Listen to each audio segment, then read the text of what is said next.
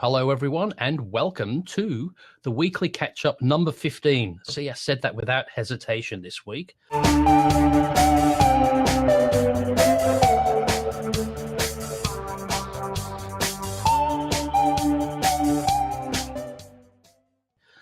And joining me from West Virginia, well, it might be West Virginia, it might be somewhere else this week, but let's see when we get our co-host in, Jeffrey K. Holbrook. Greetings, greetings. He's from Live Animals. Last piece of paper from work I made some notes on the other day. Found it just now. It was in my sound booth back here. I'd written some, I did a voiceover for a guy who's starting a podcast, and it should be launching, well, in about 5 days. Anyway, I was going over some notes with him, and so all that stuff's written on the back, and I just found it in there a second ago, and I just thought that was funny. Well, it's always, especially when I'm expecting to see you there, I thought, what's that that's coming there as well? Did you see what I had done the first thing? I was sat in one room, and you were sat in another, because I came in on, was it Monday night? I thought, oh, gee, I haven't scheduled it, but I must have already done that a week ago. And then so I was sat in the wrong one, and I thought, I'm sure it said Jeffrey K. Holbrook was in the weekly catch-up number 15, and it's not there because I had two of them named the same. Oh, well, so it'll allow you to do two identical names? Really? Yeah, it must just assign them a unique number or something. It says, well, if you want to call them the same thing, because I suppose it doesn't know it's the same people. Well, I noticed at the top of the screen, it has Jeff Blanchard, the weekly catch-up -15-3A2SJQ. Oh, okay. So evidently they assign each one a unique. I saw that. Yes, it does. Yeah, I've never noticed it. So it probably says, I don't care what you call it. I'll put my unique number on it. It's just for you to read it on your end. So that must be what it is. It must be. But I got carried away with the editing because when I got that and started it took forever to render, and then it got that late. Then I couldn't be bothered uploading it. So it cut, and then I thought, oh, gee, I haven't organized the podcast for this week. Then I did it, but I must have been so efficient and did it on the Thursday after we did the last show. So okay, just went ahead and got it out of the way, and then got it out of the way again. Did you see the what I did for the recording? Yes, I did. I saw that you took the other two sides there and put that was great. I thought I popped back the email to you and said, I sent and said, hey, there it is. And all of a sudden it's like, oh, wow. I sent you another email and said, hey, I really like it. This is good stuff. I mean, you got all that magic you can do on the videos. I think that's really, really cool. So do you do that in Audition or no? I did that in Final Cut Pro.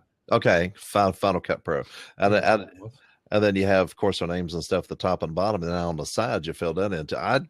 That's great. That really, really looks cool, because there's a lot of people getting on YouTube and talking, but that really has a professional edge to it. I love that. Well, what I do though is I create a 1080p timeline, which is way too big for the Blab. Okay. But when you have a single thing, you fill up sort of its, like the old TV sort of dimensions. It fills that, but then there's just the boxes on each side. So I fill that up, and only reason I do that so I can do our title in full screen. Oh yeah, the weekly catch-up, it comes up and fills up the whole screen. Yeah, which is cool. No, I love that. Then when this goes to two screens, it goes to the little smaller one, so we can use ours top and bottom. Then there's still a little bit at the side, but then it's still got because people still like to see that big widescreen thing, even if you've got just two normal screens in the middle. But as long as you've got something on either end of it, and plus, whether to do or not, I like doing it. I thought, well, there was all that space, I might as well do something with it. Oh no, that's something that was beyond my scope. And when I first saw what you were doing, I'm like, man, that rocks. And then you make it rock more each time, it seems like, because you know all those different little things. And I have worked with video so little that I'm just like, every time I see something, it's amazing all over again. Well, now the only problem is I've got to surprise you with the next one and do something different, haven't I? Well, yeah, but see, I have to resort to stuff like this, so. Well, that's right. or, Yes, or being in a different place now. Now I'm back to the skeleton in the closet. So well, that's right. Yes. So back home again. So you had a nice, safe trip home, did you? So that was good. yes, it was it was great. We had a real good time. Like you say, kind of took our time coming home on Friday, and this time got something to eat. Came home and relaxed the overnight, and then I had to go to work the next day. So it worked out well. I got me a new cup while I was there, while I was on the road. Oh, Darth Vader, is it? The Expressions of Vader. Yeah, all the same. The expressions, yeah. Like it's got other ones. Somebody trying to tell you something. Yeah, angry Sam. I don't know. It's a big old cup too. And of course, I have some chai tea in it, hot, of course, like all good tea should be. Yeah. Yes. Well, that's why you've got to drink it, because these people can have tea and go and I don't mind real stone cold coffee. It's like ice, but I don't like cool coffee. It's got to be hot, and same with tea. Don't mind if it's freezing cold, because you have cold tea, but it's either hot or it's cold. Well, I tried cold tea the other day again, and problem is it was really strong. There's this place that you can eat. It's like a Louisiana style chicken place called Popeyes. Oh, okay. And so one of the things that you can do is they said, hey, for $2.99, would you like a gallon of sweet tea? Well, I don't, but my wife loves it. My wife loves it for $2.99 and for $3. It's not bad. So I said, well, yeah, I'll throw that in there. So we took it home, and she said, here, try this. And she knows I don't like it. And then she goes, oh, you're going to try it? Yeah, I'll try it. And I took a drink of it. And not only was it, I knew what I was getting, but it was so incredibly strong. I mean, they make it really, really powerful. And I was like, whoa, just confirmed again that I do not like cold tea. No, it's an American, but still. I don't have it out of choice. It's just sometimes, like a coffee, it's only because it's been set there, you've come back and it's been there for an hour, and then it's cold. But I'd rather it's stone cold to be able to drink it than warm, or it's just not drinkable when it's sort of not hot or not cold. But as you do, I prefer not to have the cold stuff either. So, but I'm not one of the generation that thinks tea can be cold and served in bottles. No. Yeah, you can just buy it like out of vending machines and everything here. The only thing I've ever found that there was one that was I think Lipton makes it, and it's a green tea, but it has such a citrusy, probably half of it is some type of a citrus type of a thing, and it's actually sweetened and everything, and it's actually not tasting like tea. It's closer to a non-carbonated Sprite thing or something. I don't know, but it is actually tea. So I like that one. Okay. But when it comes to just cold tea, that's just wrong. I don't know what I've done now. I've just lost you now. Are you there? Oh yeah, I'm still here. Can you hear me? Yes. I can't see you. I've done something wrong. What have I done? Oh, I know what. You know what I did? I had the old Blab screen underneath, and I tried to move you up a little bit, but I've just got the one I aimed it, because it just looked like it was just a continuation. So I've touched brought that one to the front, and think, how have I done that? You're still there. Yeah, because I thought, how can I still be speaking? And hang on, I'm not going to do it again. There, brought it up to the top there. Okay. I was just going to say, I thought I may be a little bit late because I go and visit my mother, in the residential care home, and when it's not raining and that, I always take the dog. Right. So, but when I can, I always walk up there and walk back. And so the dog came, and we thought, I'll get back. And I was just, it's because it's winter here, and just was stepping near the front door. I got one drop of rain just on my head, and now it's pouring. So you might hear it. It's chucking it down. It's howling a gale.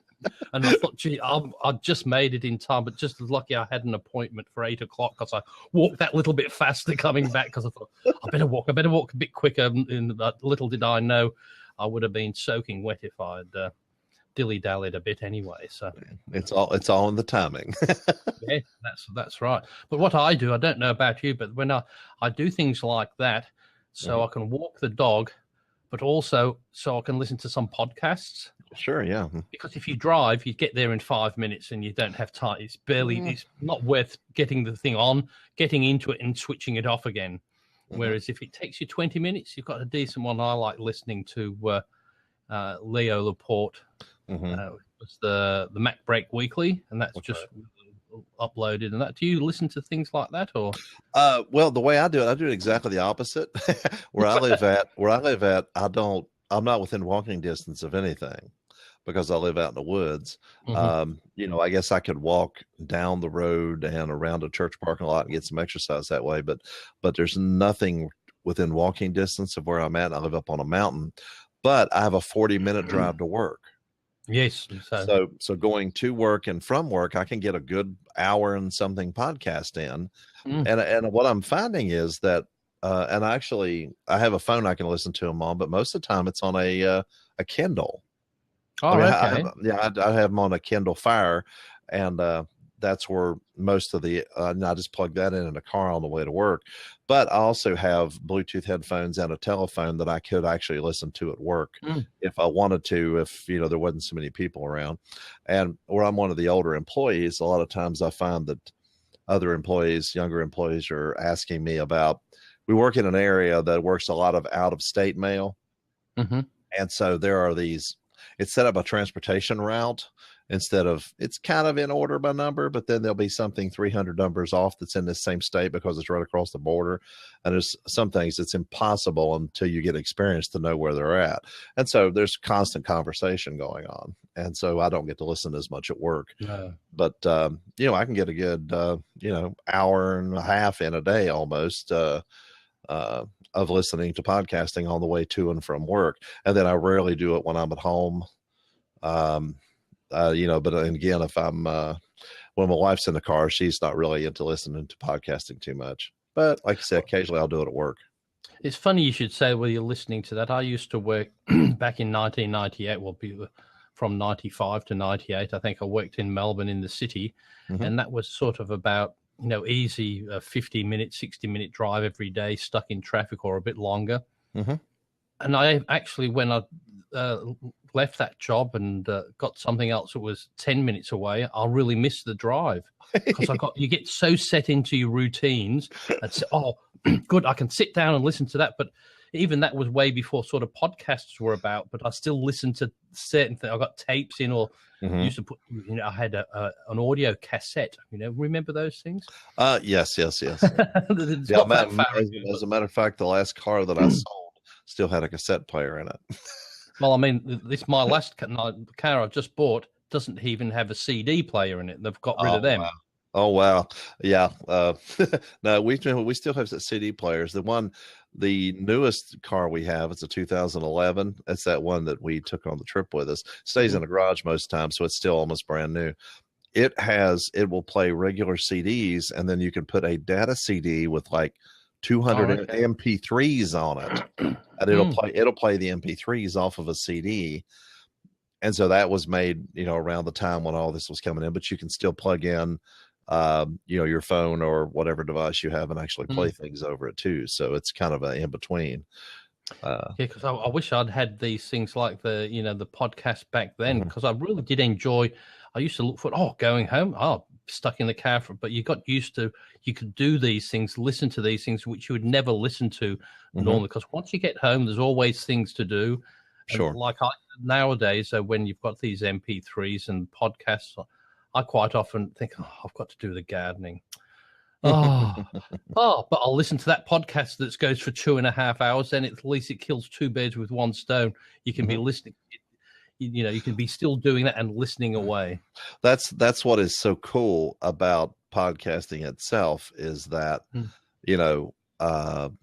yes, video is perfect. Like I watch most YouTube stuff by sitting down on the couch and on our regular big screen TV. We have a Roku, and I'm subscribed to your channel and other channels and stuff. And I sit down, and there's people that I like to watch their stuff, and I watch it the same way I would watch television. Yeah, I do too. That's the way I do the video. Podcasting is something you listen to while you're doing other things that don't require, they require visual stuff, like when you're driving, but it's something you can listen to, and it's on demand too. And it starts and it stops. I'll listen to half the show on the way to work, other half of the show on the way back home, as far as like listening to the podcasting. So it's really good. But you were talking about how close you live to things. My entire life, I have lived out in the country somewhere, except when I first got married. And so I was used to a 45-minute ride to school. Mm-hmm. And because we went to a school in another town because it was a private school and stuff like that. So, we did that. And when we first got married, we got an apartment in town and I was 7 minutes from work. Oh. And so it took me a half an hour once I got to work. I worked in an office environment. It took me a half an hour just to even get my head wrapped around what I was doing, because I was used to that drive and mentally preparing myself. Yes. So you were still in the home. You still thinking you was at home because it was only 7 minutes ago that you were there. Right. And what's weird is, okay, I'm asleep, then I'm in the shower, then I'm sitting at my desk.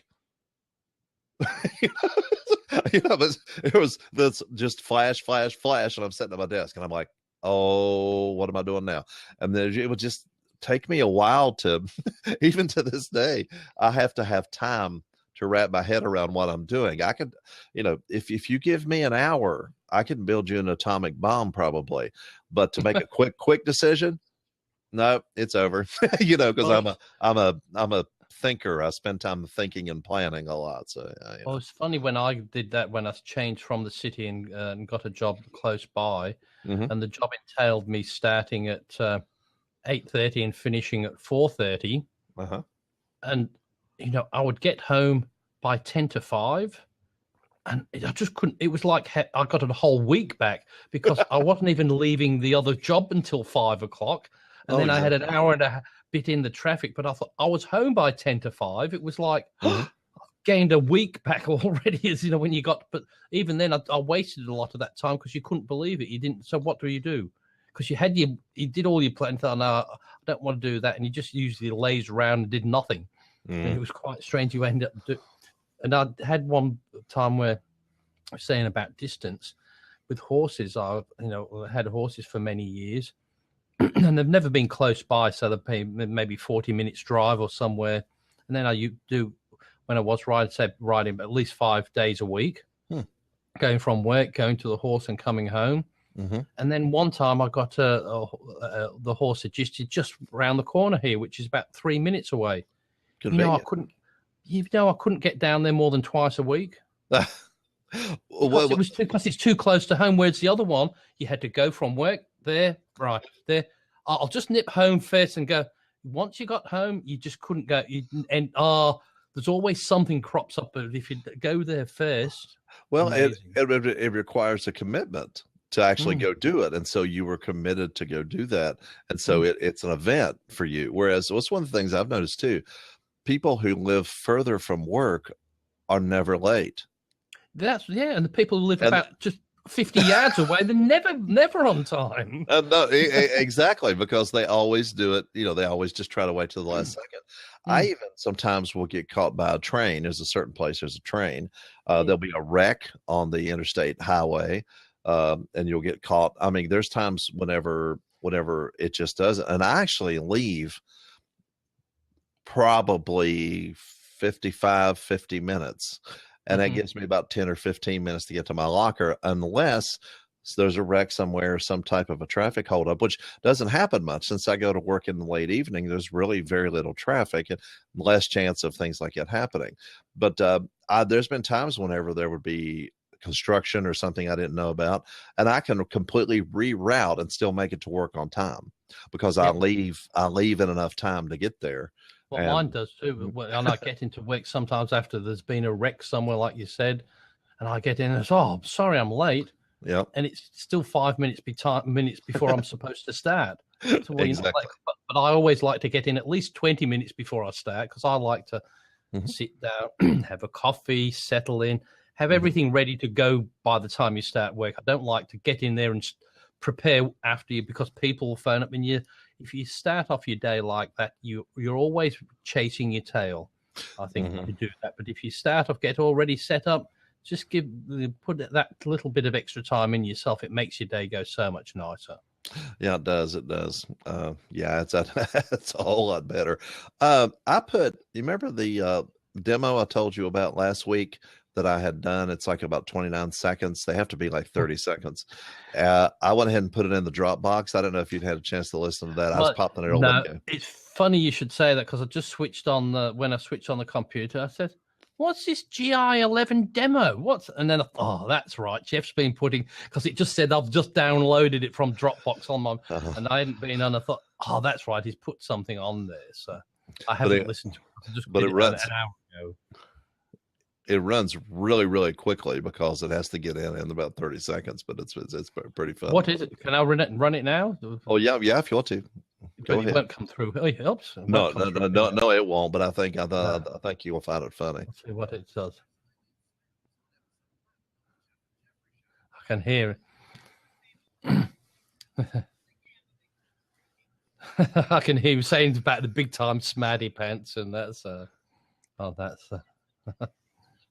listen to the end of it. Yeah, not very good entertaining if nobody else can hear it. So that's true. Yeah. That sounds really good. All I did was I just put some stuff on the front end of it and the back end of it, and then actually took some actual audio from the show itself when she was in it. It said if it was Ed Wirecast, I'd be able to do this, but let me see if I can do this, and let's see. We'll do this, and hopefully I don't sound too bad. So let's listen and see. Let's see if this can happen again. Let's get Miss Eileen Smarty Pants there. Ms. Eileen Smith was on episode 11 of the Jeff and Jeffrey Show. Jeffrey was saying all those wonderful things about me, so I was like, yeah, I'm a big time Smarty Pants. Yeah, blogging and YouTube. Sounds good. Yeah, and so Jeffrey been telling me about you guys' show, and this is the first time I've been able to join, so I'm honored to be here. You can find this episode at holbrooknewmedia.com/smartypants. holbrooknewmedia.com/smartypants. Wasn't it? So I'll just sound back off there. So, yeah.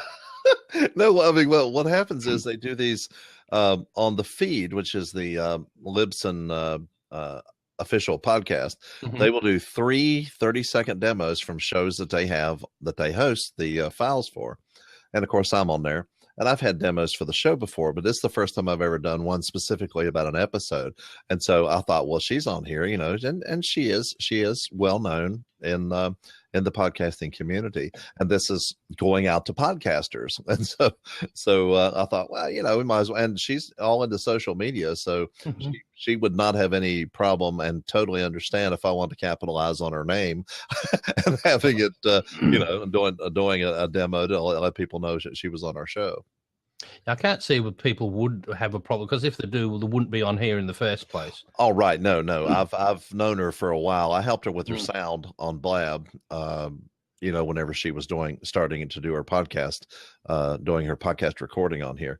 And so, yeah, we've known each other for a while. And so, no, there wouldn't be a problem with that. But the whole point, it promotes her the same as it does us. Right. And as I said, if people have got a problem with that, they generally wouldn't be on here anyway. And they wouldn't be doing their own podcast. And as I said, if you do a podcast, well, that's the whole point. You want people to watch it. So if somebody picks it up, well, you've really, I think you've probably agreed to do that by signing in, haven't we? You probably said, well, you've agreed to it, and if you keep the recording and don't block it, well, anybody can drop that feed in, because it's you've agreed. And plus, this is the way this format works. If people don't share, right? Well, that's what Skype's for. That is true. Somebody I heard on the new media show that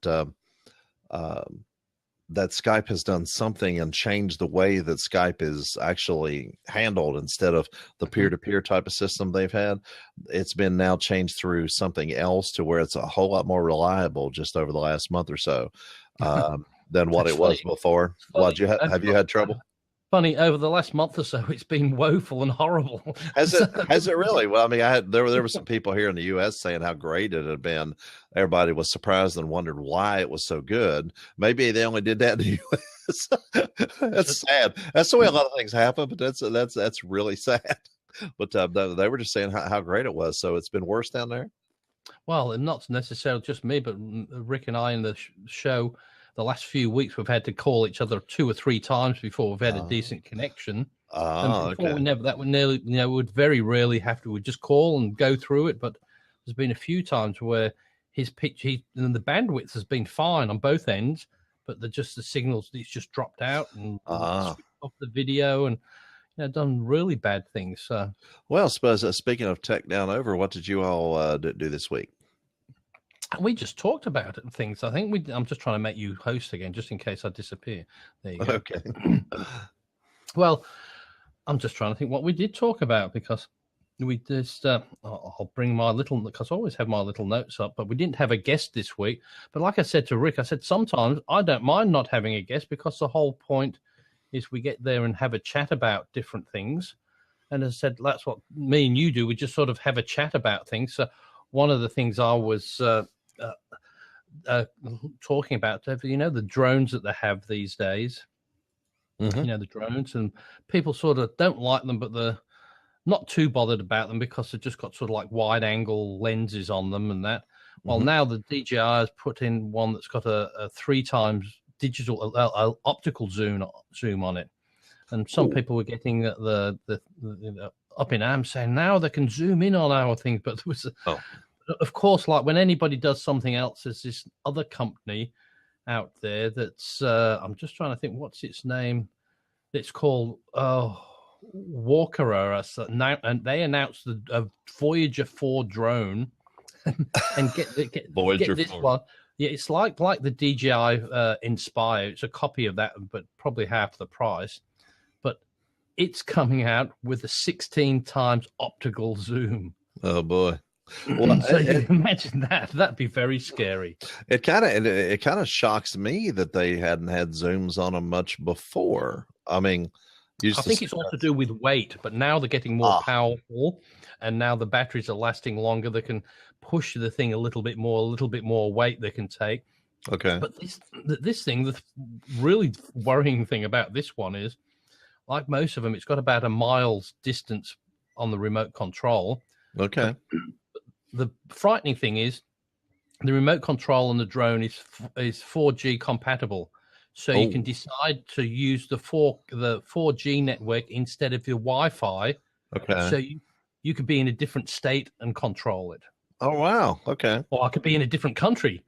But like if you could dial it up the phone, but you'd pay the thing. But as I said, that'd be highly illegal for the FAA rules and that. But I mean, people who do bad things don't care about that, do they? So that's quite frightening. Well, no. When it comes down to obeying the law, the only people that obey the law are people who aren't lawbreakers. So that's what it is.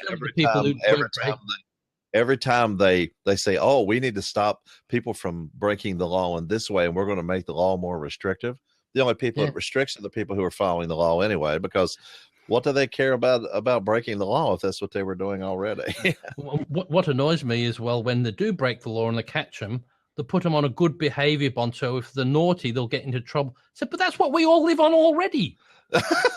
We've got to be good, or else we get punished. Said, that's a valid point. He said that isn't that what life is all about? So we're putting you on a good behavior. Now you be good for 2 years. So well, you're supposed to be good all the time. How can they say so? Be not so horrible for 2 years and then go back to but that just annoys me when they get good behavior bonds. And I think, well, you were supposed to be nice all the time, aren't you? You're supposed to be good, not just because the court told you to be nice for 2 years. So. Yeah, well, so, okay. Now I promise I'll be nice for 2 years. Well, it shouldn't require that.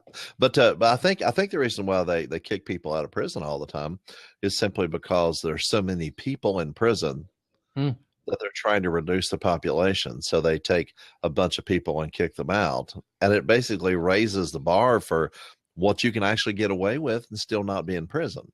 And of course, I imagine what they will probably do is, I think in West Virginia, a lot of the people in prison had to do with drug offenses and things like that. And like we were talking about marijuana a couple shows ago, I do believe that it's not going to be long before all of that will be legalized. Yeah, just to keep them out, because they said it depends who they're hating and that. So I mean, it's a win-win for the government because they have fewer people in prison, and they make tax revenue off of it. So instead of losing money taking care of all these people, they get paid for not doing anything with them. So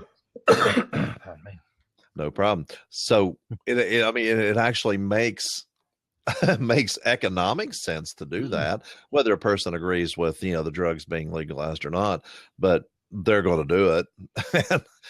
So and once it all comes down to tax revenue, how much money they can make, and the government seems to operate a lot on that. They're like, hey, how much they're going to cost us, or how much can we make?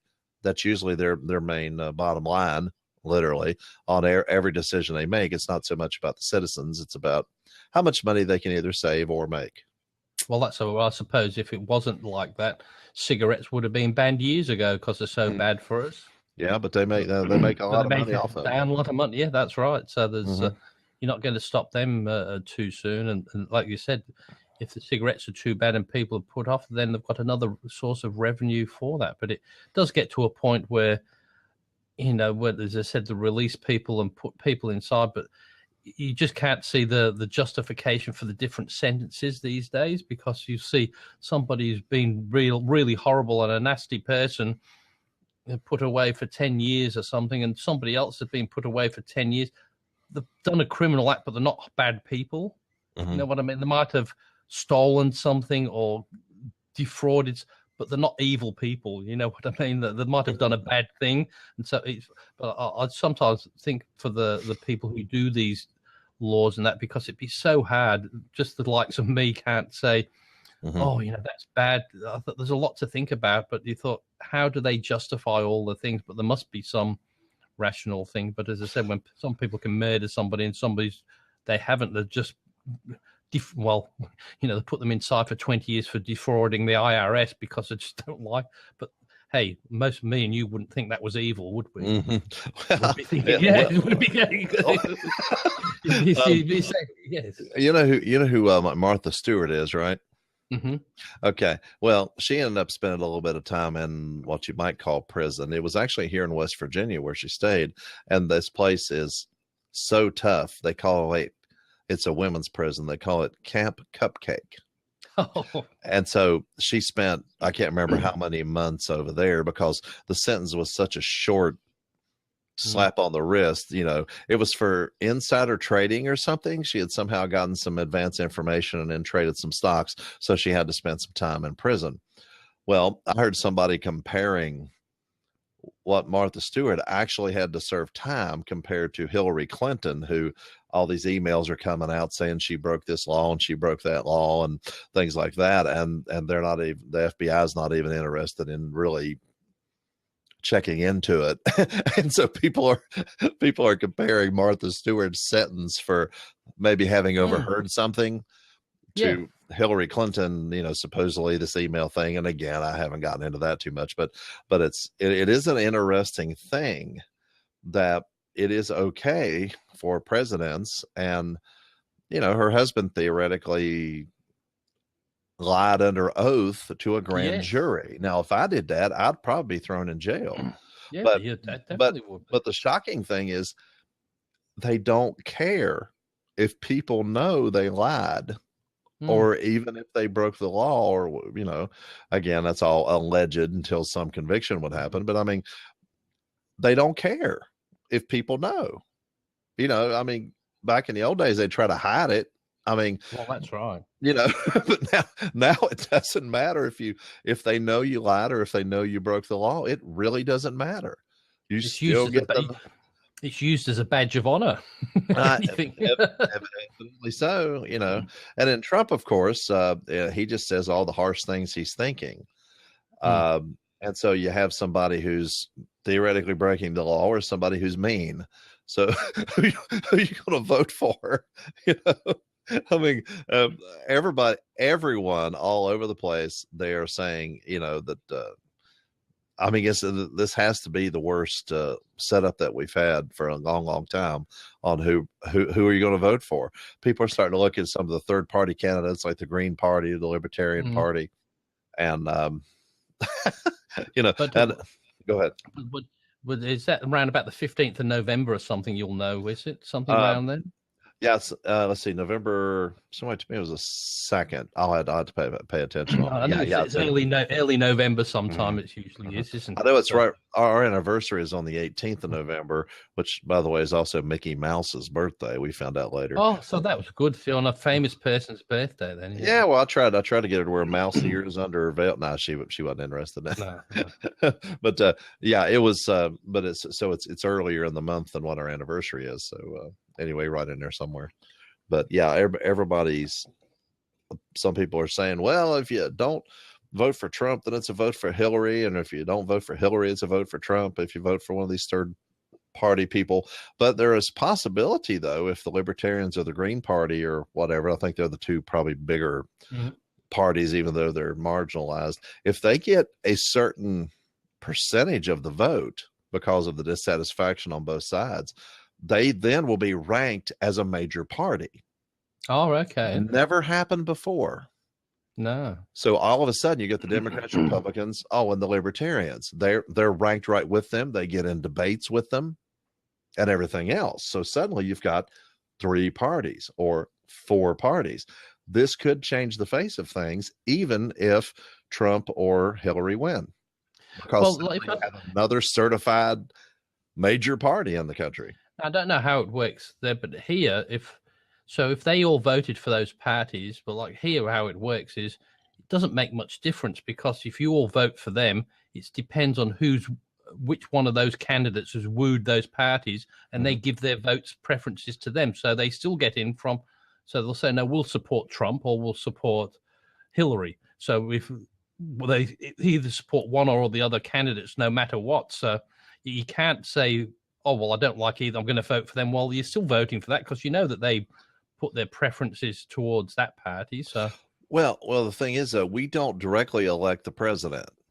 The way the governmental system is set up in this country, you have the only direct representatives of the people are the House of Representatives. Those are by district within the states. I think we have 3, I think in West Virginia, 3 districts, and we directly, elect them. The senators, then there's 2 senators from each state, and that is the representative of the state, not of the people of the state, of the state. Then the president is not elected by the people directly, because they're not the people's president. They are the CEO of the party. And so the president's supposed to look for the whole country. The senators look at the welfare of their state as a whole. Then the House of Representatives are direct representatives of the people themselves. And so each one has their own little thing to do, but people say, well, it should be a direct vote for the president. He's not our president. no. He's actually the CEO over the Senate. That's why only the Senate can confirm or deny an appointee of the president, because that's the corporation part of it. And so people don't understand and think that we should be directly doing the president. If you don't, we have an electoral college. We vote for representatives that then go and cast a vote for the president based on the state, and what. So that way each state has its own say on who they want to be president. If you take away the electoral college, then all of a sudden the cities would elect the president every time, and the countryside would have nothing to say. If you have a particularly rural state like my state, Philadelphia, New York, and all the populations of those things would run over state borders, and we would have no say at all in the president. But as it is, the electoral college sets it up to where West Virginia, a small rural state, we have votes. How many votes we have is based on our population, but we get to say who we want to be the president. We want them. And that's the electoral college is the only thing that makes that happen. I suppose ours is similar. We don't vote for the prime minister. We vote for the party, but they're the ones that just get to encourage you to vote for them, and you vote for your local member, and then however many seats. The same way as yours maybe sounds a little bit different, but it is pretty much the same way there. But it still on the number of seats, not necessarily like you said, the number of seats, not necessarily how many people voted for that party. One party could have had more people voted than the other one, but the one gets more seats. More areas, right? Because of the population of those individual areas. Hmm. So Alfredo's in here. Well, he Not was in here. anymore. Oh, Alfredo No, jumped gone. out. I just saw the movement and looked over I there. just saw that. I did too, and I thought, oh, no, there you go. He probably got tired of us talking about politics, but yeah. Anyway, that's the way it's set up. So who knows? And some states, like West Virginia, is really funny. We have had a heavy Democratic predominance of people here, as opposed to Republican. But it has been, how long has it been since we've gone for a Democratic president? Because the Democrats here are very conservative Democrats. They are not liberal Democrats the way the national Democrats are. And so, so you have all these Democrats, but then they have a tendency to go and vote conservatively, which is kind of an interesting arrangement. I said it's so here. Like we said, have the the Liberals and the Labour, but they're all pretty similar. It's hard to distinguish what they do. They all seem to do the same thing. Where there used to be years ago such that big divide, like you could all. But there's not that big divide anymore, because I don't know about but say the Labour Party here always used to be for the workers and trying to get and the Liberal Party was all for the people who've got the money. Okay. But now it's turned around. Now all the politicians who are the Labour ones fighting for the working people, while they're the people who've got the money now, so they don't want to do anything that's going to screw up that thing. So they're all sort of pretty even. We have the same thing going here, is that the Democrats were always considered for the working person. The Republicans were always considered for the businesses who supposedly made the jobs that the working people did. Well, what's funny is the Democratic candidate, Hillary Clinton, the last count I saw, she had 30 times the money that Trump had to get elected. And so to me, there's a simple thing that could really, I know we're talking politics, there's a simple thing that could change everything. Term limits for everybody. Because right now the president has term limits. They can be in there, for 8 years, for 2 terms.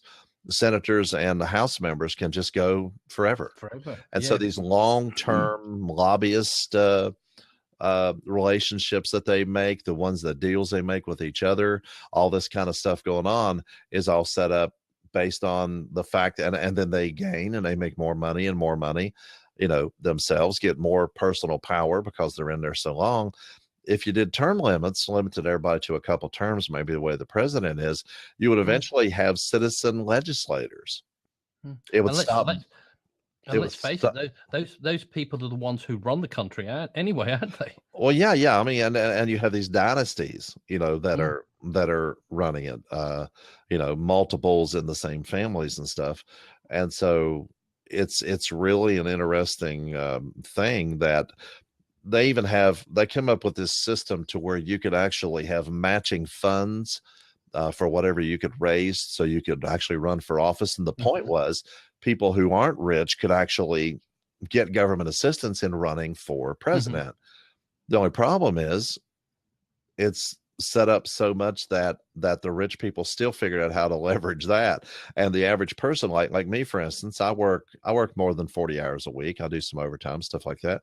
If you're working, you don't even have time to run or work for local office. No, because it is a full-time commitment to try for that, isn't it? You can't just say, I want to run, and just in your spare time you'll do it, because you'll never get in. Right. But it's a time commitment. The only middle class people that you ever find running may be my next door neighbor is running for a state seat in our state, and he is a contractor. So he owns a business and has people working for him doing the actual work and stuff. Not saying he never does, but he then, because his business is running, he has time to actually go and do it. He's been running around and doing an awful lot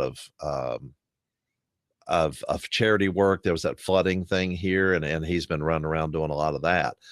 But it's so if you can be middle class and have your own business, more or less, and if that's the case, you have people that work for you, then you do have time. You can leverage your time a little easier. For me, I have a steady schedule. I have to work, I have to sleep, then I have to,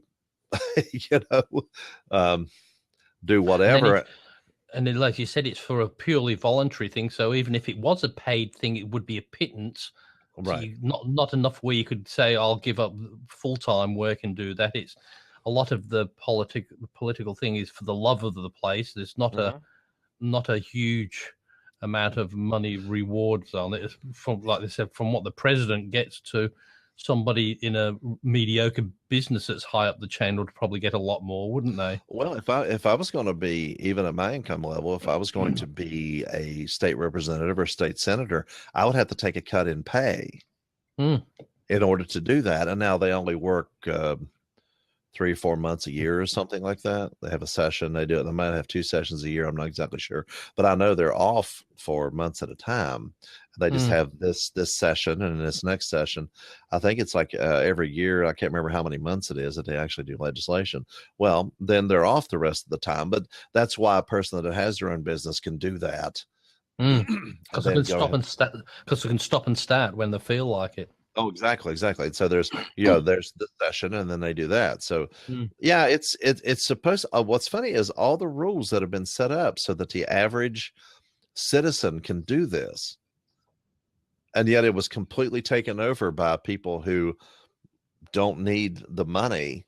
They just want the power. And so people who need money and people who do these grandiose things in history don't generally work for a living. Like, people talk about Teddy Roosevelt. Most people, I guess, in the United States would know who Theodore Roosevelt was, or one of our presidents, the Rough Riders and San Juan Hill and all that stuff.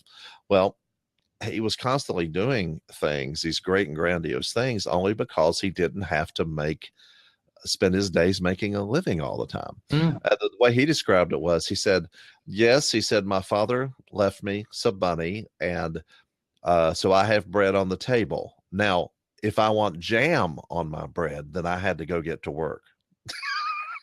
And so he wrote books and did a lot of things like that. But that's why he was free to go and do things instead of just working this many hours a week for survival, like most of us do.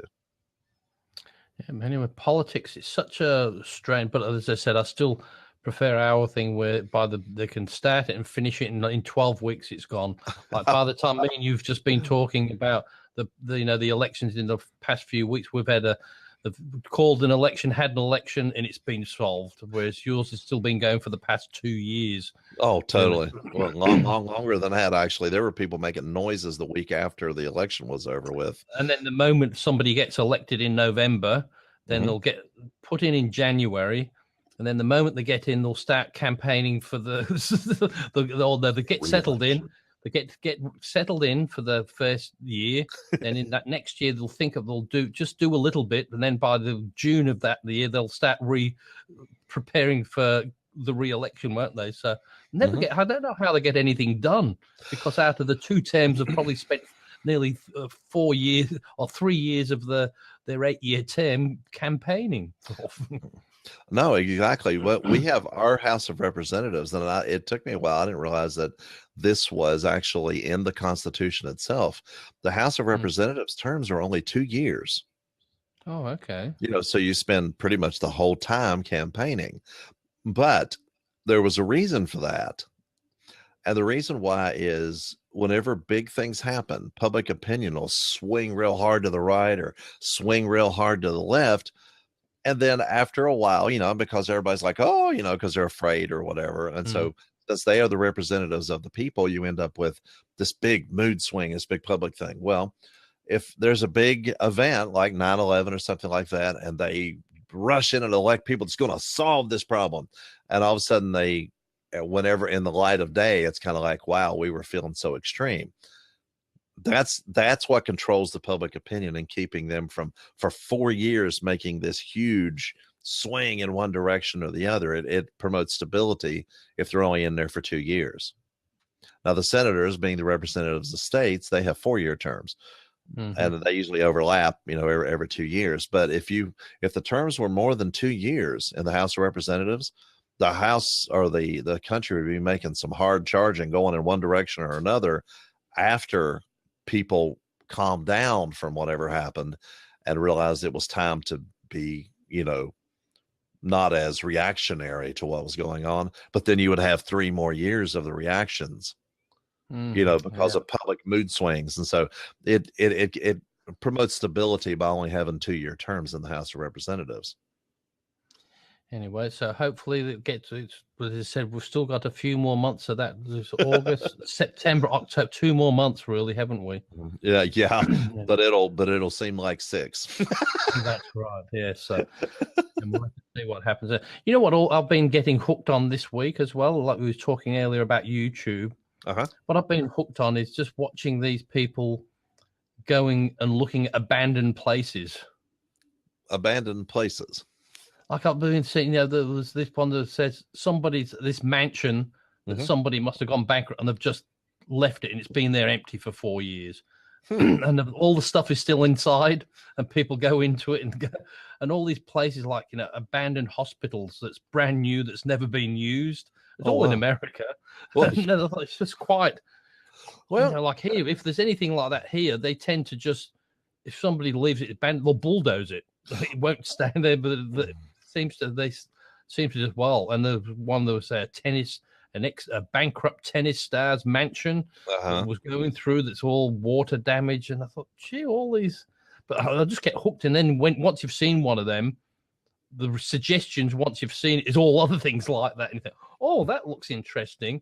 And you see all these different ones that they go into, and this other old one which had a whole theater in it, with all these seats, just hundreds of seats in it. And I thought, my goodness, there's a lot of things in this. And there's this one place I went into was an abandoned funeral home in Florida, and upstairs there was about half a dozen caskets there, and I thought they're about $30,000 or $40,000 a piece. And I wondered about nobody'd stolen them or so, or maybe they're made of plastic and they were just representations of a casket. No, I've been in a casket room, and those are actual real caskets that you get to look at, and they're made of steel or they're made of wood. You can actually carve type caskets of wood, and they do make a general plastic casket too.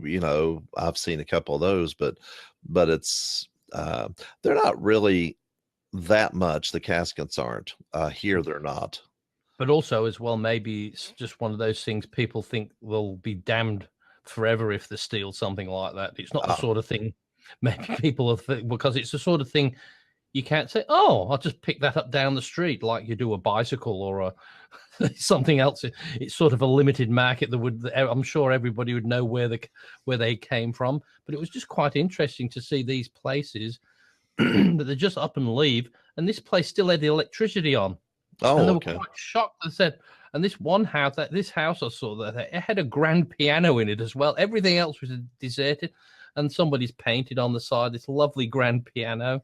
Yeah. And it's just amazing. But I thought I've been hooked on that, and as I said, no, don't watch the next one. Oh, that looks interesting. Well, what happens is you have a situation where you're living in this place or you're running your business in this place, then you end up having to file bankruptcy. Or whatever. Sometimes people just have to leave and disappear, But what happens is the amount of money it would take to liquidate the place, it's easier just to walk away and take the loss, because you would have to take the loss and $50,000 to liquidate the place. Because you'd have to hire people to haul that piano off. You'd have to hire people to do all these things, and so it's just easier to walk away from it than it is to walk away and pay somebody to liquidate it. But what amazes me, though, if after that, I know if I was the bank and somebody had walked away on that and I had that, well, I'd certainly sell it to somebody for a bargain. If it's going to sit there, go to ruin, I would say, yeah, I know I need $300,000 for it, but it's going to get, if somebody will give me $100,000, that'll be better than it being worth $50,000 when it's wrecked to pieces and that. So, oh yeah, sometimes somebody will die and then it's tied up between several heirs and they're fighting, and the court. That's court stuff. Whenever you have heirs that are fighting, or they call it in receiverships, what they call it here, that can go on for decades. And yet no one can touch the place. No one can tear the place down. No one can maintenance the place. I mean, there's no one allowed to get their hands on it to actually keep it running, to do repairs, because no one really owns it. Yeah, so it's still in dispute. And it could have been paid off by the estate, but the house itself is in dispute, and so it just in limbo. But it just, when I see these things, I'll just get a crying shame. I just think surely to see these places, and you just sort of think, that's why I think it fascinates me to think how some of these places, how great they were, and proud somebody would have been to call it home, and now if they were to see, how wrecked it was, and that's and I thought they've fallen on, because like you said, they've gone bankrupt. Most of these houses were, they've fallen on hard times, and you thought that's a good thing about never being rich. You don't have anything to fall down from that much. Whereas I would think if you got that, it'd be so devastating if you lost it. If you had everything you could possibly want and then didn't have it. But so a lot of these people, that's why they are rich. They gamble with it. Sometimes it pays off, but more than not, you don't hear too many of that. But it doesn't work. Some people make a living out of it and do very well, but other people just make the wrong investments and sometimes you just can't help it. Well, the higher up you are, the more incredible the thud when you hit bottom. Wow. Well, we had the fella here. I don't know if you heard of him, Kerry Packer, who owned one of the most popular TV stations here. Hadn't heard that. He'd owned this. Him and his family had owned this TV station for years, and then he was sort of a bit in trouble. Not in trouble, but when somebody wanted to buy it in the heyday, they said, you can't sell it. It's been in the family. So he sold it years ago, before, when $1 billion was unheard of. Well, he sold it for $957 million or something in the heyday. He signed that, did that. And then the fella who got it, he was the one who bankrolled the America's Cup thing. When the Australia won the America's Cup, he was the one who sort of bankrolled that and did all that. Cool. Well, he didn't do very well after that, and he was the one who bought the TV station. But then this fella bought it back again off him for $250 million. So he got the family business back. But I thought, gee, he just had that much money. He knew he could do better. He could survive, and he used to go to Las Vegas, and they used to hate him going there because this fella was a billionaire, but he knew how to gamble. He said, not like me and you, I'll spend $50. He said, and he used to go there and spend $50 million. But he knew if he had that much, he's going to win.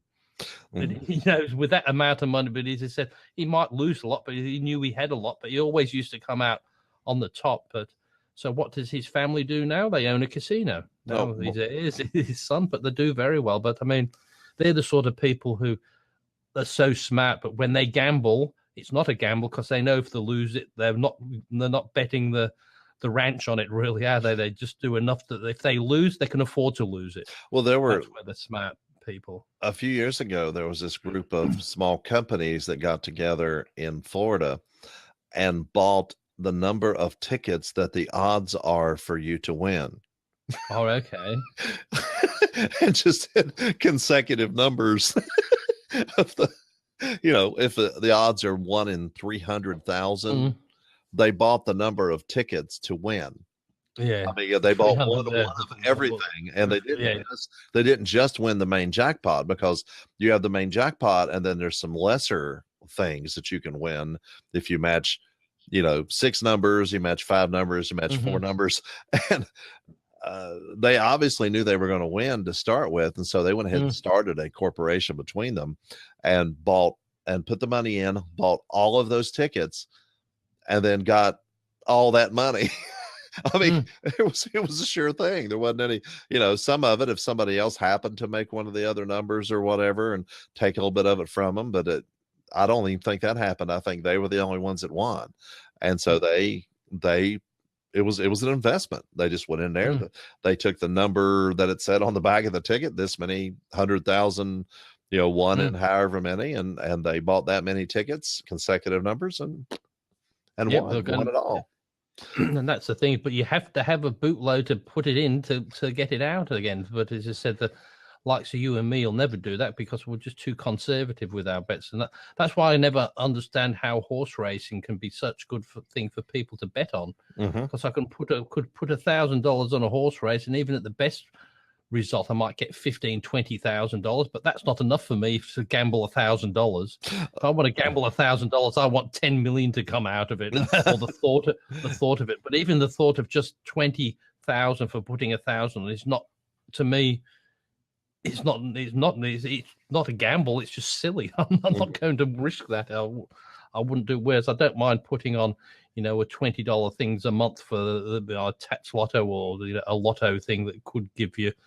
It probably costs you more than $1,000, but it's a mindset. You can keep going on that, and you think you might win a lot, but hey, I've never won anything on it. But I've just resigned the fact I'm not the sort of person who's deemed to be able to. I'm not born to win a lot of money, so just accept that. And if you do, you'll be happy. But just accept what you've been given. Well, it's kind of like the stock market. People call that gambling, but it's something that you just do over the extreme long term, and then when it comes time to retire, I think in the United States, the stock market here, any 20-year period you choose to pick, whether it involves the Great Depression or anything else, the stock market made money. So, you just put a little bit. Now it's set up to where you don't have to have $1 million to actually invest in the stock market. You can do it out of your paycheck a little bit at a time. And over the long term, you make money. And what's funny is you make your money when the stock market goes down. It's bad. And that's what always amazes me, is because they moan and groan. I said, hang on, it's like everything else. If somebody's got to have something to sell, but there's always got to be somebody there to buy it. So somebody's making money. Right. The person who's buying it cheap at the rock bottom, they're making the money. They said there's always something. And if that's what I think where they had the trouble in Japan with their economy was because of their culture. If you were going bad and I could buy your stocks for a pittance, people wouldn't do that because it was bad to make use, because that was ripping you off for 80% of your profit. And people wouldn't buy people's houses because their $200,000 house was going for $10,000, but they wouldn't buy it because it was dishonorable to do because that's taking advantage of them. But Americans have absolutely no trouble taking advantage of other people. But I mean, still got to work, or else, because they just leave. They said, "Well, what can they do? Somebody's got." So at least if there's the economy's got to go, somebody's got to buy it. And as I said, well, when shares go down in price, it's only because somebody's been prepared to sell them. And if they didn't, well, it won't go down. And it's only because somebody panics and sells them, and then somebody buys them at a cheaper price. That does that. And it's a bit like one of the companies I worked for when 1998, where the company got wound up, and all that was because people got frightened. They said, oh, okay, we don't want to sell. And then everybody they sold everything, but then there was debts, and they couldn't, because they lost confidence. People couldn't pay the bills, and that's the thing. It's like most companies have debt, and if they said, well, we're not supporting you, you've got to pay all the money back tomorrow, they wouldn't be able to do it, because most businesses don't just spend the money and have it all in the bank waiting to pay for it. So. As I said, in bad times always creates new millionaires. There might be some people lose a lot, but that's where, if you've got, you buy something, and then if you bought it at a pittance, well, you've got nothing to lose really if it doesn't go anywhere. But in most of the cases in these, you always get something out of it. Oh, it looks like our hour's up again. Yes, I do believe it is. Well, that's been good. As I said, I always look forward to our chats, and as I said, we always have. And I'll hopefully get some footage done next week, because I took the Osmo out on the bike to show around my local town, so might put that up in a bit of a video anyway. Anyway, so I'll just say thank you for all the people who came in. We did have one person come in to watch the live stream, but thank you. He was in here one show before Alfredo was. Yes. That's right. And it just went a little bit. So thank you, everybody, for watching. And if you're watching on YouTube, please subscribe, and so you can listen to this scintillating conversation every week. And if sure we'll have a political commentary when the election comes. We'll be covering it live. No, we won't really. So thanks again for watching. So let me say one more thing. If you're listening on the podcast version of this and you want to see what we look like, you can come to the website, holbrooknewmedia.com, and the video will be right there embedded on the page. And then you can go straight to YouTube and watch it from there. So you can actually see what we look like while we're talking. That's right. So, but if that puts you off seeing us, please still listen to the podcast version later. So don't let that put you off. We'll cover our faces. That's right.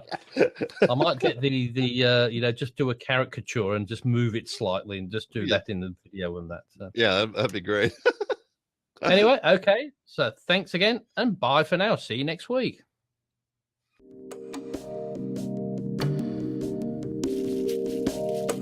Yeah.